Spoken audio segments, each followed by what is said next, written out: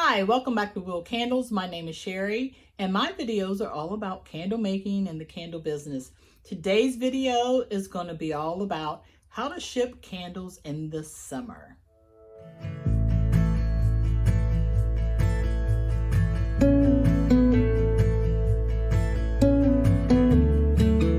Okay, it is the month of May, and finally, I don't know if any of you know anything about the weather in Ohio.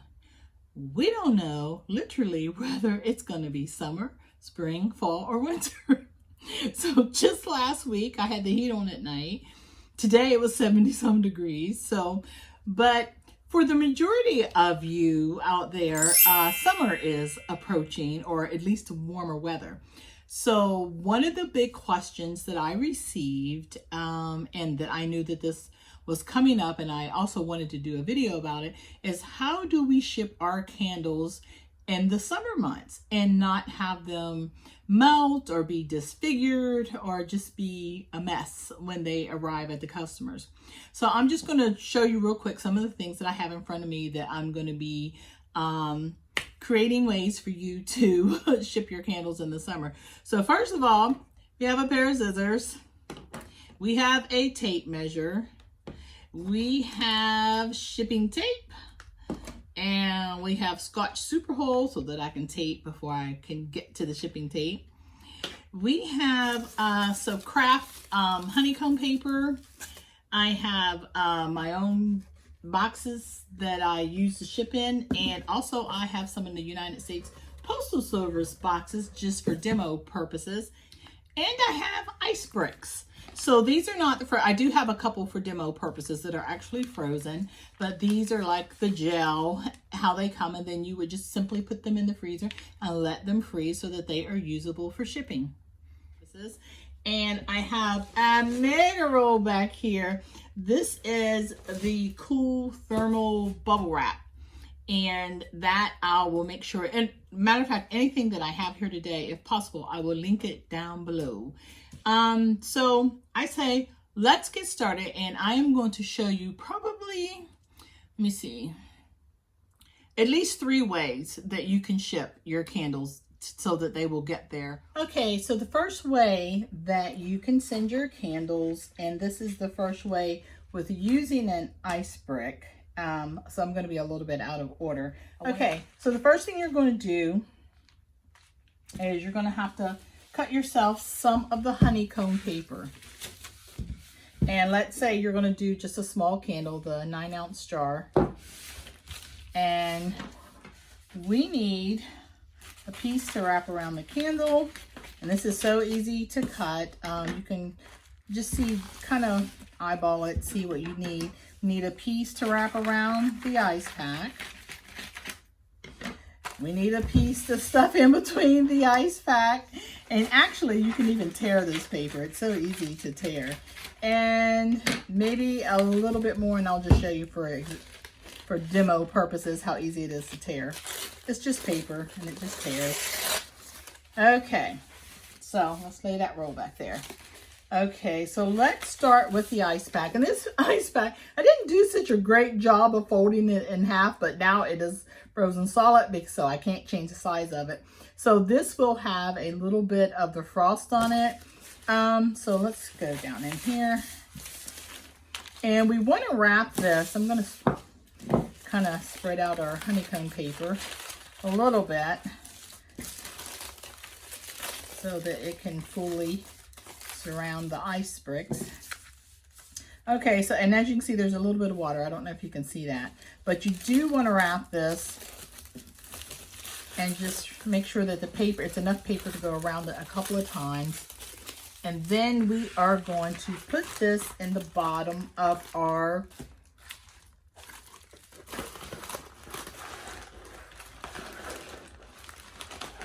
the Cool Shield bubble mailer. Okay, so we've got the ice brick down in there. Now we are actually going to take a piece of this honeycomb paper and again stretch it out so that we can have some cushioned space. And also this creates a border between the candle and the ice brick, should it get a little wet in there.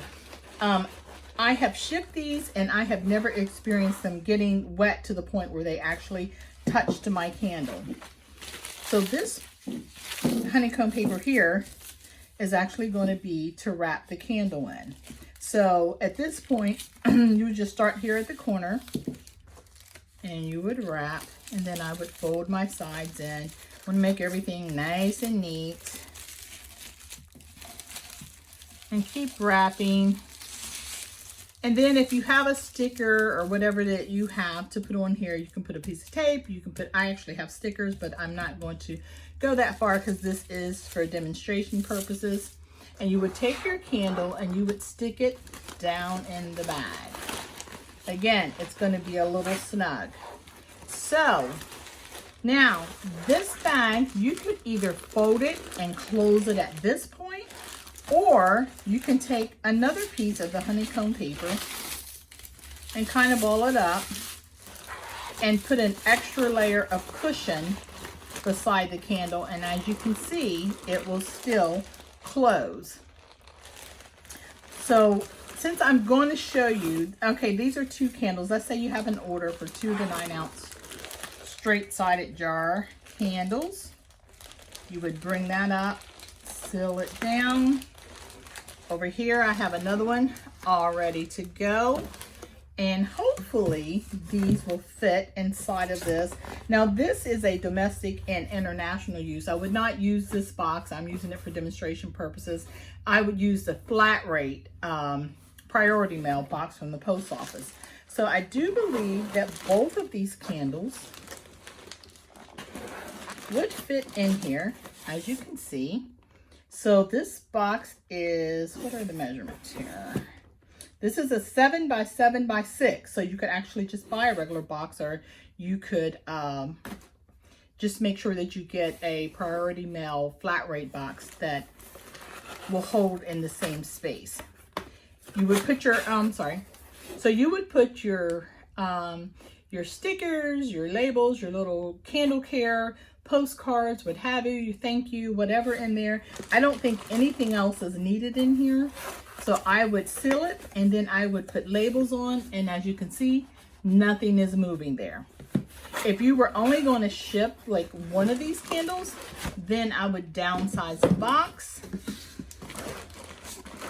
And again, it's so well packed in here that, again, nothing is moving inside of this box.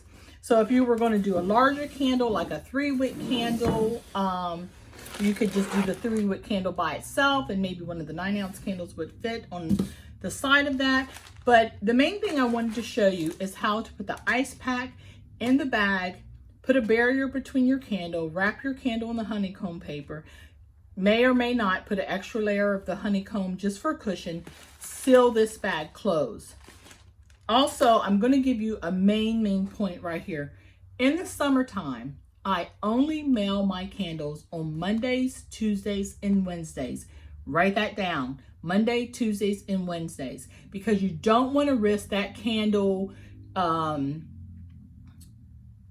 setting on someone's porch or sitting out in the sun over the weekend. And you want to make sure that it gets there. More than likely, most folks are home during the middle of the week because it's a work week. You could even put some kind of notation on your website when people are ordering their candles so that they know there may be somewhat of a delay if they ordered it on the weekend. Okay, so let's say that it's not as hot. It could just be a little warm, and you want to just give your candle a little extra insurance of getting there and not be melted. Okay, so hopefully you have a bigger workspace than what I have. This is the workspace that I have to use if I want to be able to record this. So what I would do is I would wrap the candle. I'm going to do some honeycomb paper first, just for a little extra protection. You never know. And just because it looks more finished. Okay, so we're going to use this size for now. Again, for demonstration purposes. And you would wrap it as you normally would. Tuck your sides in. get all of this pulled over here. And then if you had one of your little handy dandy stickers with your logo, your company name, what have you, for now, I'm just going to put a little piece of tape there. Okay, so what we're going to do at this point is I am going to roll this until it reaches a slight overlay. And once I see that we have a slight overlay, I'm going to take my finger and mark the spot where I want to cut. So I marked it here, and fortunately this paper has somewhat of a line. I think I'm on the right line. So you're going to go down and we're going to cut that. Okay. And we're going to have a slight, woo, that's more than a slight, but it's okay. The more protection, the better. So as you can see, you're going to have some extra room at top and bottom. So I'm just going to take a little off of this top. And you want to leave some because also this, even though it's to protect from the heat, it's also bubble wrap, so it's extra padding. So you're going to bring this up, wrap it. This is where my Scotch guard holds everything in place until I'm ready for my big heavy duty tape. And you're going to come to the end. Always keep the seam side up, and I'll always put that down first, and then I start working around. Be careful not to push your candle through to the other side. And I put a little piece of tape here. And now when you turn it around, okay, and I would stand it up to make sure that it's all the way down in there. And again, working with the seam side down first. I'll push that in. Okay, and then I'll put a little piece. I love this super hold tape. It definitely is a major difference between this and regular Scotch tape. Okay, so once, and of course, if I have some extra padding under there though. And of course, as if I say that, and then it pops up on me. Okay, and then after that point, I'll take my bigger pieces once it's held into place pretty good, and I'll tape that in, and then I'll tape that in. Okay, so let's say it's 70 something, 80, maybe not too high in the 80s, and it's not going to a really super warm climate. You could just throw some packing peanuts in here. Inside this box, let's just cover the bottom there. And you could put your sticker either on the outside of this so that it's one of the first things that they see. You could create a little sticker that says, "This is my summer packaging," to help keep your candles from melting during the summer heat. And you've got your packing peanuts down in there. Then you would place this down in there. And then you would just pack as usual. Put your packing peanuts all around. You could put your cards, stickers, candle care cards up at the very top. Press this down. And don't forget, this is bubble wrap, so it is protection. And you could close it, seal it up, put your shipping labels on, and it's ready to go. And as you can see, it's not going to move. Now, this is for somewhere. This is certainly not good packaging tips for Arizona, California, and the super hot areas of the United States. Probably could do okay. And again, I would ship this Monday, Tuesday, and Wednesday only, and it should just be fine. Now, what if you're shipping, I say multiple candles, to a very, very warm area like Phoenix, Arizona? Trust me, I went there last year. It is very, very hot. Okay, so we're going to show you how to create a little mini cooler. And again, this technique does not, this one I just showed you, does not have any ice packs, or ice bricks, I should call them, in there at all. This is the handy dandy mini cooler, but I'm going to show you how I created this. Okay, so this is a medium flat rate box, priority mail. So whatever, no matter how much this weighs, it's still going to cost you the same. Okay, so I'm taking the sides out. This piece here was the bottom and two of the longer sides. So I'm going to show you how I measured this box. So I took my me get some of this reflection off of the table. Okay, so I took my tape measure and I wanted to know how big of a piece to cut to fit all the way here. So I simply placed it on the side, right on the edge, pressed it against that side, make sure it was pushed against the sides. And I don't know if you can see this, I'm gonna turn it around, but it was roughly about 19 inches. So I made sure that it was 19 inches long. So I rolled this out. I'm gonna set this to the side so you can see. I rolled this out and I measured 19 inches and then I cut that piece off. Okay, so this piece here, and as you can see, it is 19 inches long. Okay, it was a little wider than what I needed, so when I stuck it in the box, I eyeballed it to see how much wider it would be, and then I marked it, and then I cut that edge off so that it would fit down inside of the box. So when I got back to the box, and after I cut those extra sides off, it fit right in there. And don't matter if it's off just a little bit. Okay, now for the sides. Okay, so to get these two pieces that went here, I simply measured across here and saw that it was 8.5 inches wide. So again, I'm gonna set this back out of the way. I roll this out.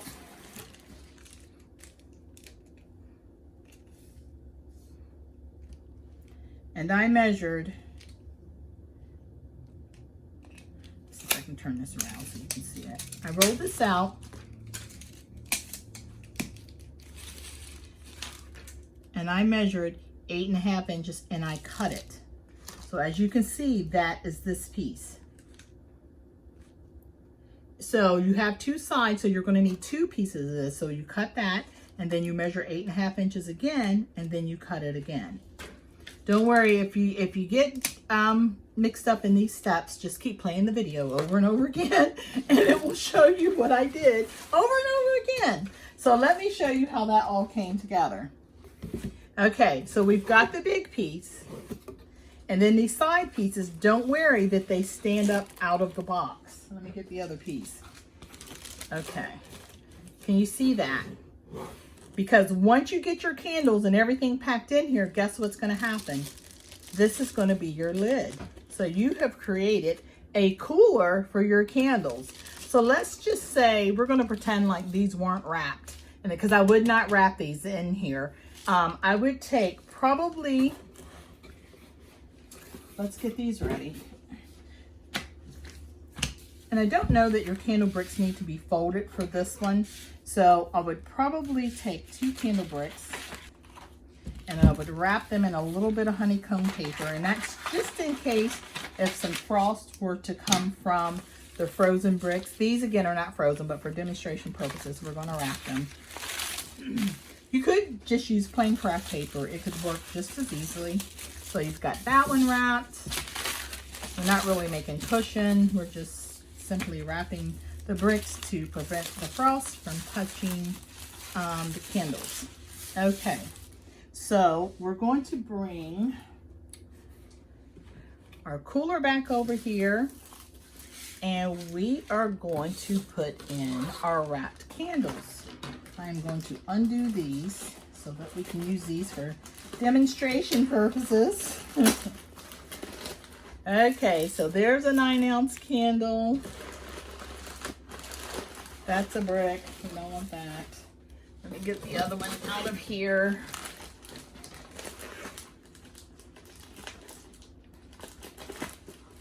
I hope that's a good angle for you all to see how everything's going in here.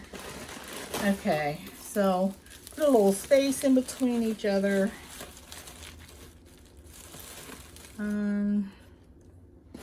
Okay. Well, we also have our bricks from out of here. So let's say we wanted to add a larger candle, which this one is, I believe.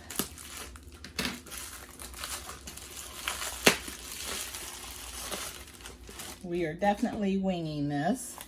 And let's say this one could go right here. So you've got everything packed in here. You've got, okay, your freezer, ice brick, I should say, frozen ice bricks, and you've got one here. And let's just say you did not have anything else on the top. You could even add some of your tarts in here if need be. And then you would just take this paper, put your stickers on everything how you would. Take this paper, stuff it down in there until it's full, till it doesn't move. I would not use packing peanuts in the same container with the frozen bricks, with the ice bricks, because if condensation happens to touch some of those degradable packing peanuts, then you're going to have a mess inside of here. So I would put enough paper to provide enough cushion so that there was no space. So for demonstration purposes, you're going to pretend like I do have enough paper in here. We're going to fold this down, and now you have created a nice cooler. You could tape this, and before we even pack this, you could have put tape on these sides. But I think with 2 ice bricks, everything nice and neat. So you've got this protective temperature barrier, and then you're going to close your box. You're going to seal it up, label it up, and it's all ready to ship. So don't forget to make sure that everything is snug in here. But you've got the box itself as a barrier, and then you've got the cooler that you created as a barrier, and then you've got paper and you've got 2 ice bricks in here. I think that these candles would do very well if you send them on Monday, Tuesday, or Wednesday. And then there you have it. Okay, so that's it. And if you are not sending as many candles as this, just go for a smaller box. Do the same way that I measured it out to measure the bubble wrap here, and create your cooler with your boxes. This can work for any size boxes. And again, if you are mailing a smaller amount of candles, or you just want to create this ice box for self-assurance, just go ahead and measure it out for the smaller boxes, and you can just eyeball it and just keep cutting until it does fit. And make sure that you don't forget to put your labels and stickers and everything like that, and you're good to go. I should turn it around that way. You're good to go. And there's another peek of how it's going to look when they open. You could even, like, I'll put a piece of tape here, but if you had a business sticker or your logo or what have you, you could put your thank you sticker there, whatever. That looks nice, pretty nice, just to be opening up something. Okay, so that about wraps it up. I hope that you find all of these different ways to ship your candles during the warmer months helpful. And if you don't, or you know of a better idea, please let me know in the comments. If you haven't subscribed yet, now would be a great time for you to subscribe right down below and click that little bell so that when I put up a new video, you'll be notified. Also, thank you so much for all still amazing comments. You guys are sending in the comments like I'm sitting at work and I'm trying to work and my coworkers around, and I'm sitting back here crying because the comments are so nice and so kind. But I thank you from the bottom of my heart. If you're a newbie, welcome. I hope that you enjoy the videos, and also my already subscribed people. Thank you so much for your support. I do appreciate each and every one of you. I'm filming this before Mother's Day, so to all you moms, or all you just like moms, happy Mother's Day to the best of you, and to all of you especially that are missing your moms on this wonderful day to celebrate mothers. Of course, that's every day. My heart goes out to you. My mom personally has Alzheimer's at this time, but I am going to celebrate her. No matter if she remembers or not, I will remember, and I'm sure that she will enjoy the day in the moment. So I want to wish my mom happy Mother's Day, and to all of you that are moms. And yeah, that's it. Okay, so thanks for watching. Bye.